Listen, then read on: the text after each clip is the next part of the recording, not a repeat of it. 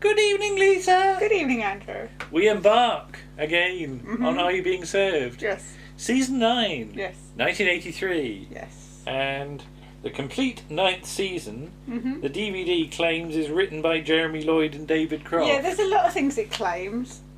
Because if you look at the back of it, the cast list, it's got Alfie Bass's name in it. Okay. Who's not been in it And Milo Sperber. And Milo Sperber. Okay. Yeah. That's entirely wrong. It's like a copy and paste thing. And it's still got Mr. Granger on the front. But produced and directed by Bob Spears. Yes. And only written by Jeremy Lloyd. David Croft is credited as executive producer, and that's about it. Is he working on Hardy High at this point? I can't tell you that at this moment. Maybe he's just can't do too many things at once. I don't know his diary. Sorry. But it's Friday the 22nd of April 1983. BBC is now running with breakfast time in the morning. All right, at 6:30. Introduced today by Nick Ross and Selena Scott. Then closed down at 9. And at 12:30, News Afternoon with Richard Whitmore and Judith Stamper. Weather with Jim Bacon. That seems a bit of a waste, really, just to close down for the whole morning. Pebble Mill at 1. Postman Pat, International Tennis, Play School, Chloe Ashcroft and Stuart McGugan. Okay. The New Shmoo. The New Shmoo. Good God. The Flying Disc of Doom. Still saying the New Shmoo. That's one for Ben Baker. The New Shmoo. And the Beast of Black Lake. Yeah. Playhouse, Blacksmith's Son. Produced by Angela Beeching. Yeah. Breakthrough. A series of 4 programmes with John Craven. I'd not heard of this. Episode 2, Death in the Drinking Water. Oh God, about in the days of Queen Victoria, the great industrial cities of Britain were rich, but behind the scenes in the dark back streets, thousands of poor people died from the fever cholera. Few people cared, but young Edwin Chadwick, as civil servant, fought long and hard for new laws that would ensure pure drinking water and proper drains in every city street. Today, John Craven travels around London's river in a floating laboratory. Okay. So, there you go. Rhubarb. When there was a dance at Fox's Dale. Evening news with Jan Leeming, not Lehman. Regional news. Good Life. Backs to the Wall. So it's the Harvest Time episode. Okay, is that the one where Margot falls over? And then she knocks him over with because she gets all burly and lifts up all the big sacks. Yeah. Odd One Out with Paul Daniels, a quiz show. The first show of a new series. 5 contestants. I'd like it says 5 new contestants compete against the winner from the final show last year as they all try and find out which word, picture or music clue is the odd one out. The Time of Your Life. Noel Edmonds recreates a magical moment in the life of a famous person. Vidal Sassoon looks at the summer of 1964 with the help of Mary Quant. Yeah, okay. Also got David Jacobs, Pete Murray, Adrienne Poster and Roy Castle on the Jukebox Jury. So yeah. Okay. Are You Being Served? The Sweet Smell of Success by Jeremy Lloyd and David Croft. But then it says writer Jeremy Lloyd and then it says writer David Croft, so that bit's not right. No. So yeah, that's 8:30. Mrs Slocombe has invented a perfume that attracts the opposite sex, but all it attracts is trouble for the staff. 9 o'clock news with Michael Burke. Cagney and Lacey, 2 disarming young women. New York cops who demonstrates that in the fight against crime, the female of the species can be as deadly as the male. A film series starring and with affirmative action. A new girl joins the squad, anxious to prove herself to Cagney and Lacey, but to them she is an over-eager novice. Right. Okay. I love how it says Harvey and Joan Carlin. Yeah. London Isles are part of the Channel Islands. Andrew Cooper spent her summer away from the crowds filming the unique wildlife. There's a load of stuff all around the country. Southwest. John Norman reports on stag hunting. I don't want to see that. Don't Fence Me In with Michael Jordan and Ann Dawson. Here we go. Today, an investigation into the controversy over the fossil-bearing cliffs of West Dorset. Which is probably still going on. Yeah.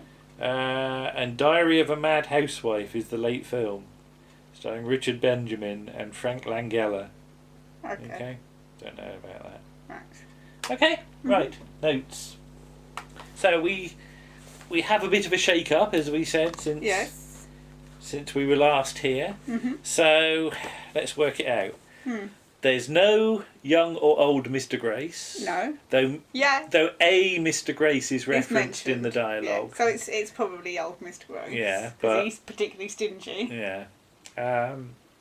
There's no head of menswear replacement above Mr. Humphreys. Mr. Humphreys essentially becomes head of menswear. Well, it makes it more equal in some ways because there was always 3 men and 2 women. I think it works a lot. I think it works a lot better now in this format actually because they just get more to do. Yeah. So as we said, we've lost the nurse and Mr. Grace's secretary, but Mr. Rumbold gets a permanent secretary. Not a permanent secretary. That would be Sir Humphrey. Yeah, that would be Sir Humphrey. Yeah, a temporary secretary. I love the idea of Sir Humphrey as secretary to Mr. Rumbold. Well, he doesn't do the typing. I know, he doesn't do the typing. But this is Miss Belfridge, who lasts for the rest of the series. Of the run, rest of the run. So she actually but she can only type with 1 finger. Well, I can only type with 2, so... Well, yeah, but you're not a secretary. I could be one. Yeah. So, hats, wigs, a sinister dummy. I said, that's the opening shots. Mr. Harmon. He's got two has strapped together 2 upright hoovers. I was going to say vacuum cleaners, but yeah. I've put a dual hoover arrangement with. He's like sort of lashed them together with coat hangers and things like that. Yeah. We've got coat hangers all over the place. We have. So he could have had some of ours. And he's singing "If I Ruled the World," but has changed the lyrics to include Arthur Scargill or something. Yes. If I ruled the world, what was it? I don't know. I didn't write it down. Arthur Scargill would live in Peking. Okay. But I thought he'd like Arthur Scargill because he's a union man. Yeah, well. But he gets the wig off of the dummy and flaps it about a lot. Does. And I thought he was trying to dust it, but when Mr. Rumbold comes in, he says he's trying to get the moths out of the Irish jig. Yeah, I think he just says the Irish, actually. Cause, he was dusting the thing and got caught, wasn't he? But he puts the wig back on the dummy, but he's got it on arse backwards, hasn't he? It's the wrong way round. Yeah. Rumbold's in a bit of a bad mood. And the lifts have been taken out of action because they're for customers only. Yes, they use too much electricity. So the mysterious Schrodinger's Mr. Grace, I like to think he's young old Mr. Grace.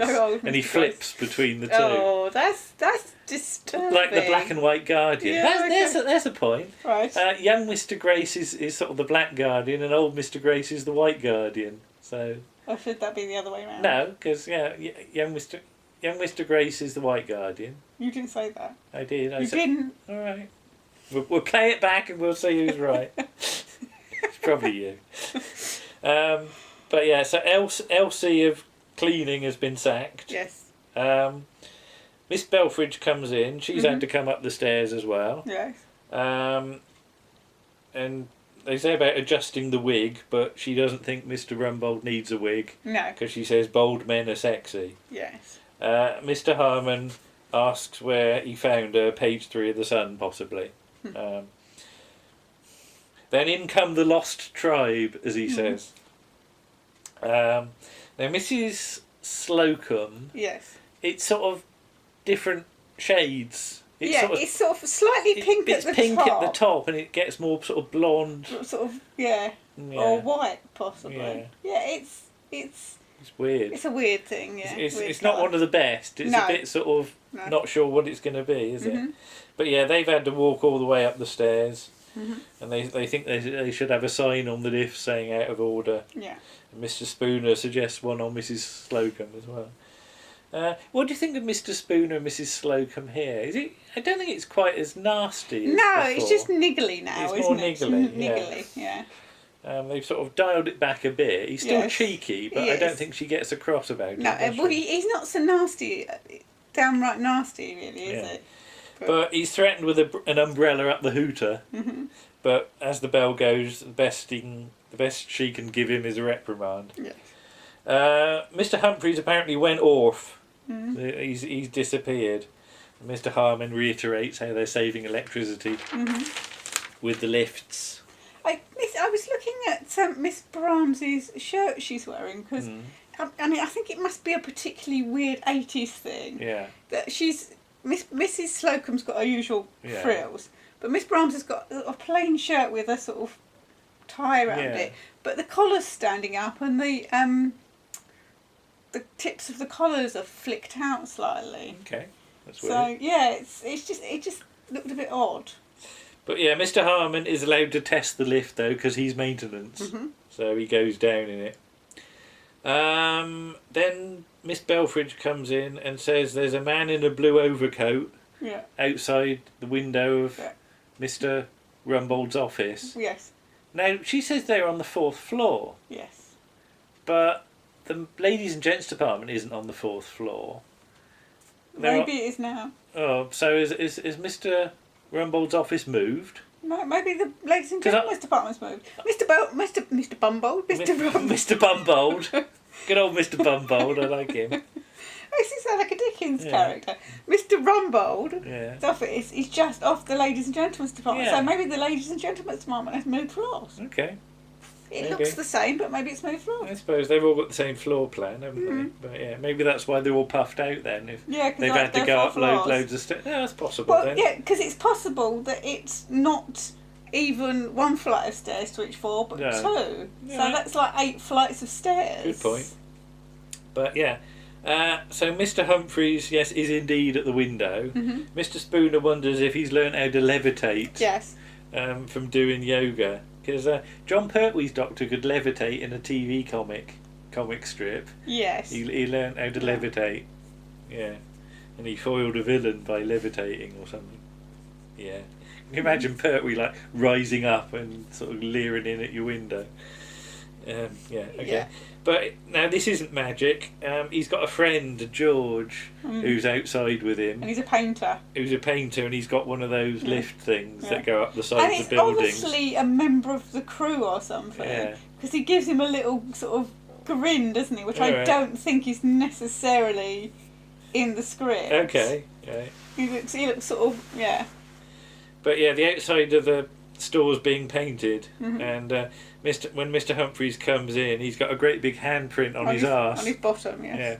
Yeah. Well, it's on his coat, isn't it? Well, it's on his coat on his bottom, Apparently he lost his nerve because he doesn't like heights, and he was over 6 foot tall or something, so he was given a steadying hand. Yeah. So so in the canteen, Mr Spooner's told to speak only when spoken to, but he keeps having the last word. He does, yeah. With Mrs Slocombe, much to her annoyance. Yeah. Martha likes to have the last word. Meow. Yeah. But where's the menu? Well, the manageress has got most of it on her pinny, apparently.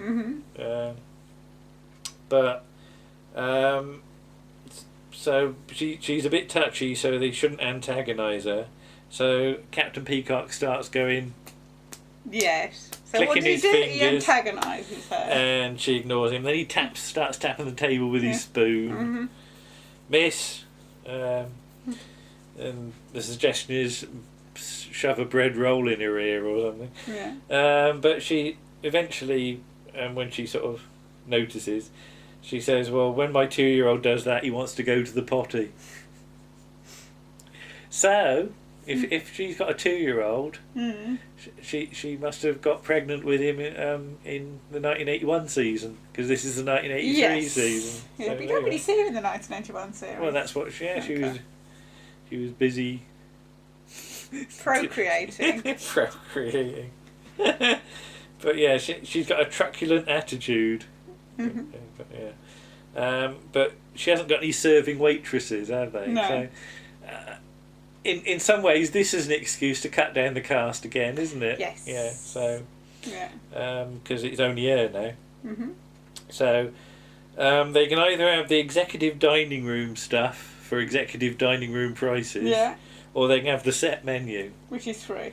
Which involves ringing the bell. Which is on the wall.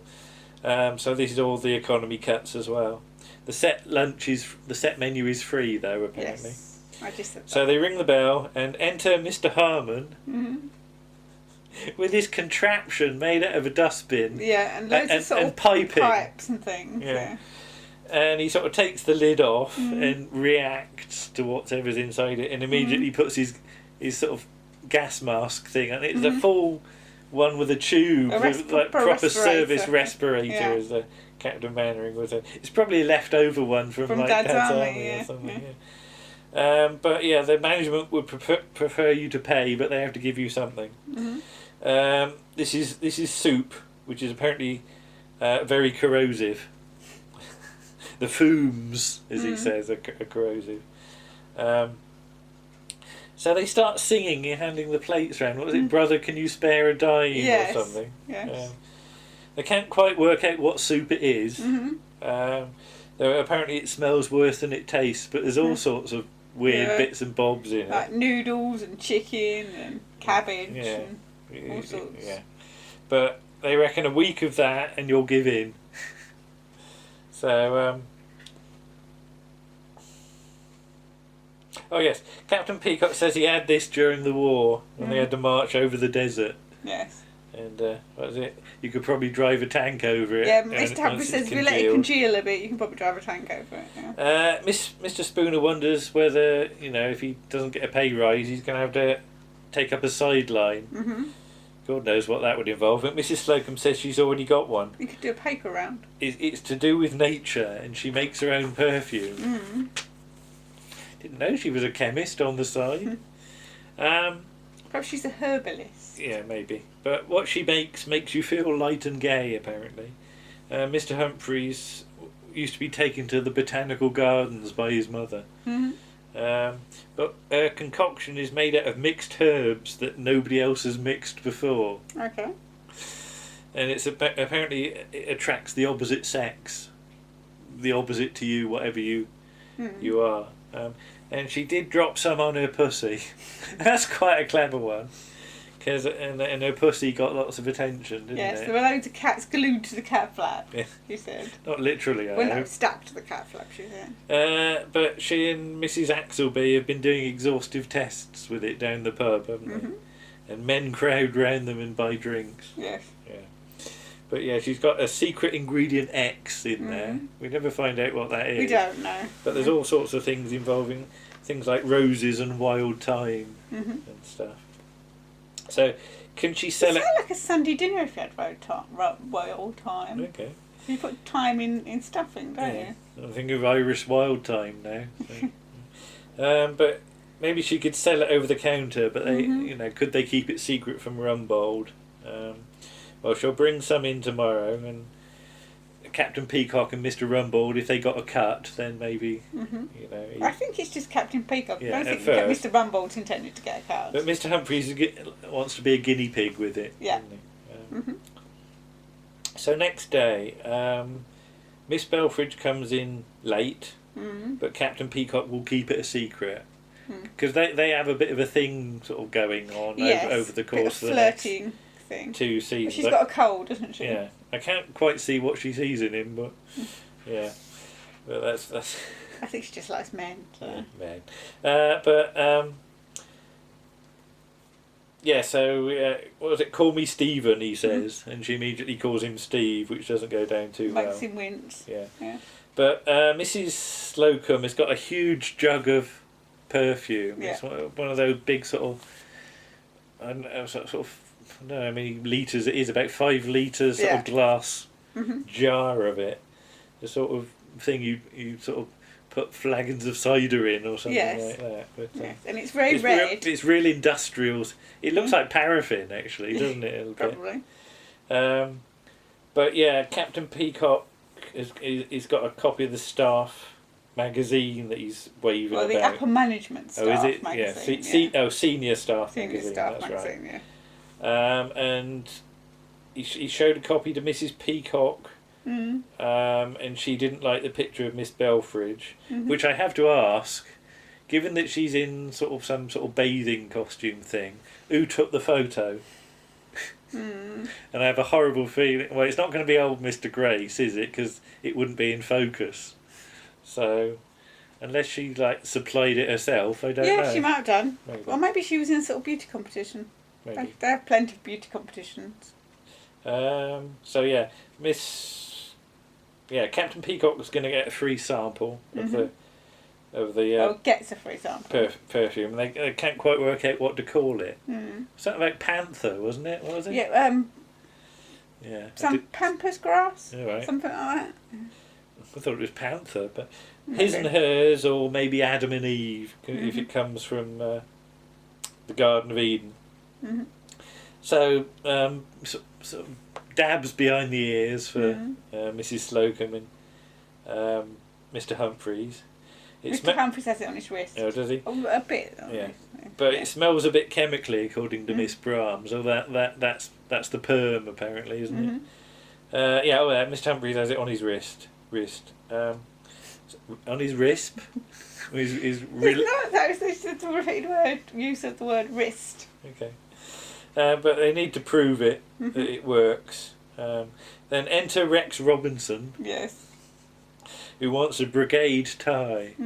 So fire or ambulance, says Mr Spooner, who is immediately sent away by Mr Humphreys. So Mr Humphreys is starting to do what the seniors would have done here and just go away. But Mr Spooner's not going to get any commission out of this. But Rex Robinson and sort of Mr Humphreys has a conversation about national service. Mr Humphreys says about up at 6 and cold showers and all this stuff. Because he went on a package holiday to Benidorm, apparently. But Miss Brahms has arranged for an actor friend of hers to come in. And, pretend to be really wowed by the perfume to sort of convince Captain Peacock that it works. Mr Harmon comes in and asks about size 40 knickers and bras which have got faulty elastic. This was quite funny. I thought this was alright. He sniffs the pong and wonders what it is. He looks at his shoes, doesn't he? He just that was subtle as he stepped in something. But when told it's from the Garden of Eden, he wonders. He didn't realise Mrs Slocombe was that old. So apparently the elastic perishes after 3 weeks in these bras, and they've got one on a bust literally on a bust, haven't they? Well, it is a bust. On the table. Well, on the counter, not on a table. So he wants to do a vibration test, and I wondered what he was going to do, whether he was going to sort of vibrate it, but he's got a wooden mallet in his hand. And he says this will stimulate going over the points at St Pancras. And he sort of bangs it, and there's a wonderful pinging noise as the bra flies off. And he catches it, and he does a real good reaction. So I always like Mr Harmon's shocked reactions. He's very good at that. He is. Then enter TV's Michael Sharvell-Martin. About time. We haven't had him for a while. No. You can tell it's gone up because TV's Michael Sharvell-Martin comes in. What's he wearing? He's got a linen, light linen suit and a hat. He looks very dashing, doesn't he?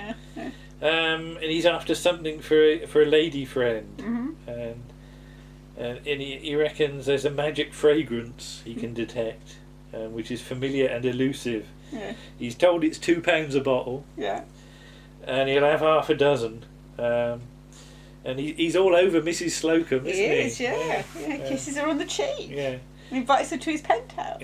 Almost. There are no labels on the bottle, though. I should point this out at that point. And he says she's a very beautiful woman. Apparently she's number 193. Because you're not allowed to give her name. He's got a penthouse in Kensington, and off he goes after, getting a bit friendly with her. Fruity, is that what it is? Mr Humphreys takes one look at all this and thinks they better have 4 dozen bottles themselves. Miss Brahms tries ringing her friend though, but doesn't get any reply. So Mrs Slocombe says, he's just been in. He's just been in. Captain Peacock says, well, the perfume does all that you claim, so permission from Mr Rumbold should be forthcoming. So cut to Mr Rumbold in his orifice, and he says he quite likes this suggestion from Captain Peacock, because he says you made a firm decision which indicates your potential management material. Mm-hmm. So, yeah, once upon a time he might have been told off for this, but because Mr. Rumbold thinks he might be in the boardroom at some stage. Yes. Though Captain Peacock misunderstands first of all and says, I thought it was only because he's got a cold, doesn't he? It was only a bad looks cold. heavenwards. He always looks heavenwards, doesn't he? What's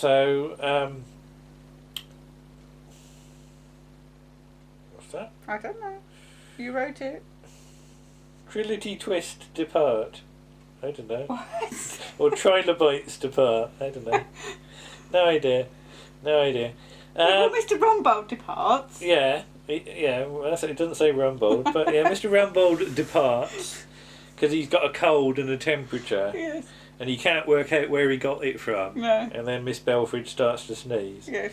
But Captain Peacock will take over from him, and Mr. Humphreys can take his place on the floor if necessary. Yeah. But there's really not much for Captain Peacock to do, is there? So he sort of sits down at the desk, and Miss Belfridge says should she move further away, but he sort of leans in and says he's immune. Yes. So yeah, he's wasting no time there. Then Mrs. Peacock is on the phone to Mr. Humphreys, and when he hears that yes, I'm getting confused. When she hears that the girl in the photo is going to be directly under Captain Peacock, dearie me, she immediately says she'll come up because she's in the ground floor. So I don't know if she rang up where she rung from. Oh, she rang from one of her phone. I don't know. And Mr. Humphrey sort of panics and does a very sort of flappy arms and legs running thing. Yeah, that's very funny, that rang. He but it's still quite Mr. Humphreys-ish. He's still, his particular style, isn't it? So in the office, they're doing the labels for the perfume, and Miss Belfridge is slow with her one finger. I don't know what her other finger's doing, but so enter Mr. Harmon, who's got a tray full of typhoon biscuits. Yeah. But then Mr. Humphreys comes in his panic, knocks into Mr. Harmon, who knocks all the perfume over, mostly over Captain Peacock's trousers and over Miss Belfridge's dress. Yes. So Captain Peacock starts to take his trousers off. He needs a new pair. Mr. Humphreys offers to take his inside leg. Yeah. That's quite clever, the way he's up in there like a ferret up a drain pipe. Yes. But he's told it's 32 apparently. So Miss Belfridge is bundled into the cupboard because we've entered fast territory now, haven't we? Yes. And she gets the trousers in there with her. And then George comes up in his lift thing, and Captain Peacock has to get in the lift. And Mr. Humphreys has got the trousers. And he throws the trousers out the window and misses, and they land. Well, they go sailing off down into the street. Yes. So yeah, Mrs. Peacock is outside, and she wonders what the smell is, because she. Oh, is it Mr. Humphreys claims it's his aftershave. That's right. Yes. Okay. So yeah, checking under. Theory, I should have written that. Checking under. No displays. No, I haven't got a clue. So yeah, he's checking the window displays. No, checking the displays. Yeah. That's right. So Captain Peacock is meant to be checking the window displays, yes. Right? And Mr. Humphrey says they use the apparatus because it's quicker. So he sort of elevates up, doesn't he? But you only see this. You only see the top half of him. Yes, you can't see what I'm doing because it's out of shot. But And then there's sneezing from the cupboard. Yes. If I was writing this. Miss Belfridge doesn't do big enough sneezes. She does the little girly ones. Yeah. And I think it would be funny if she'd done some right blasters. Wachoo! But no. Yeah, but she does little ones like Warren does, Choo! So I can't believe you're shaming Warren on this video. Those sort of sneezes are never quite worth it, in my opinion. Okay. Have a good blast. But yeah, well then we next see Captain Peacock sporting a black eye, don't we? So yeah, we've clearly missed a bit. And he says he cannot allow sales of the perfume. So much for the sideline. But he says, well, it worked on the man. But yeah, that was a friend of Miss Brahms. Yeah. He was paid to act. But then Miss Brahms says she's heard from him, and he said he's sorry he couldn't come in. He had to go to an audition. So they realise it really worked on TV's Michael Sharvell-Martin. Yes. So Mr. Humphreys dabs some all over. Yeah. And he wonders whether it will reach a roof terrace in Kensington. And then Mrs. Slocombe just empties what remains of it, and they've used up most of it, just over her head, and they both sort of run off to the lift. Which is now working. Thankfully. And that's it. Yeah.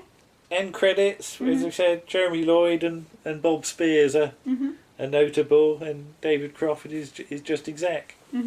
But not too bad, I thought. No, I think it's sort of regained some of its old sort of... it's a fairly generic plot. Yeah, but it's better than it was in the last series. But yeah, it does feel as though it's had a minor kick up the arse that it needs, I think. Yeah, I do wonder if sort of I don't know if it's Ronnie Marsh or whoever's the head of BBC One at this point has sort of had a word. Ronnie Marsh, I think. Or the head of comedy or whatever, and like said, look, no, it wasn't really working with that character, drop that character. Yeah, maybe. Go back to the way you were before. But I think there's some thought gone towards what can we do that we didn't, that we rather sort of dropped the ball last year. Yeah. So yeah. What's the next one? The next one is Conduct Unbecoming. Oh, that's a Mr. Humphreys one. The Mr. Humphreys one. Yes. Yeah, right, okay. Yes. But yeah, not too bad. I thought not too bad at all. I've lost me control again, Lisa. Where is it? Oh, it's under BBC Genome. Okay. Directly under it. Right, yeah. Okay. There we are then. Okay. Bye-bye. Bye.